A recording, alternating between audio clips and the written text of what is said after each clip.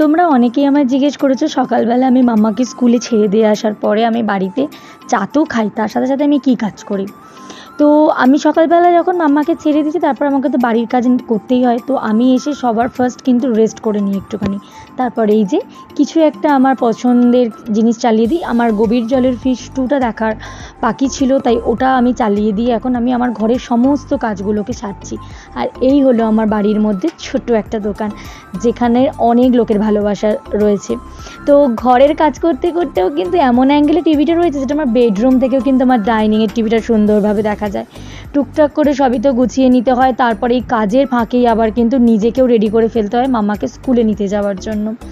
নিতে তো গেলাম সেই দিনকে, বাবারে বাবা, মানে আমি বড় ছাতা নিয়ে যাইনি, ছোট ছাতাটা নিয়ে গেছিলাম, সাংঘাতিক বৃষ্টি এসে গেছিলো, রীতিমতো ভিজে আমি বাড়ি এসেছি। তো গভীর জলের ফিশ 2 কে কে দেখিয়েছো, কেমন লাগলো জানিও।